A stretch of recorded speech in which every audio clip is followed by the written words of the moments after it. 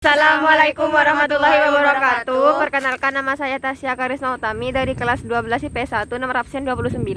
Perkenalkan, nama saya Tira Sabidayani dari kelas 12 IPS 1 nomor absen 4. Perkenalkan, nama saya Nadia Yufaradila dari kelas 12 IPS 1 nomor absen 19. Perkenalkan, nama saya Mas Laha dari kelas 12 IPS 1 nomor absen 15. Kali ini kita akan menjelaskan mengenai tentang pembangunan desa dan kota serta dampak dan contohnya. Pembangunan adalah upaya secara sadar diri manusia untuk memanfaatkan keadaan lingkungan dalam usaha memenuhi kebutuhan hidupnya.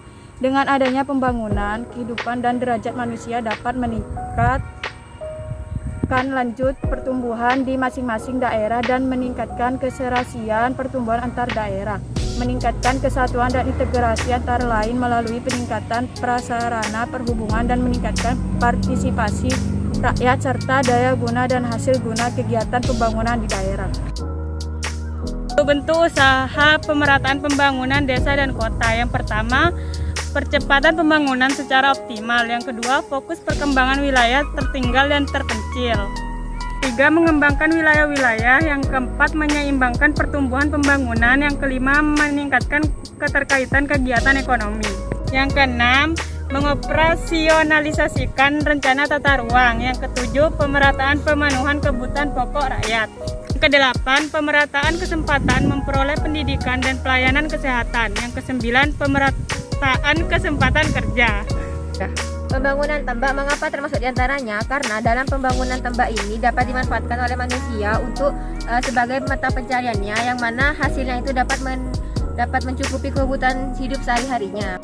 Pembangunan perumahan termasuk dalam beberapa contoh di antara upaya perkembangan desa ke kota. Mengapa demikian?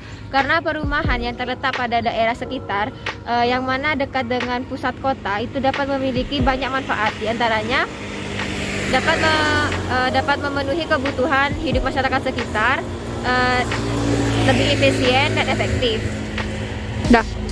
Dengan jalan yang memadai atau layak digunakan, masyarakat sekitar dapat memanfaatkannya atau menggunakannya untuk kepentingan pribadinya ketika ingin memenuhi kebutuhan hidupnya yang berurusan dengan pusat kota. Dampak negatif perkembangan kota bagi masyarakat desa. Yang pertama, perkembangan kota yang menarik perpindahan penduduk desa ke kota akan membuka kemungkinan akan berkurangnya tenaga kerja produktif di desa. Yang kedua, perkembangan kota dapat mengubah fungsi lahan yang berdampak bagi biosfer global. Yang ketiga, semakin sempitnya lahan pertanian karena perkembangan kota membuat penduduk desa mengalami kesulitan untuk menghasilkan produk pertanian. Dampak negatif perkembangan kota bagi masyarakat kota. Yang pertama, arus urbanisasi yang masif. Yang kedua, kepadatan penduduk. Yang ketiga, pembangunan tidak terarah. Yang keempat, ekosistem terganggu. Dan yang terakhir, munculnya sektor ekonomi informal.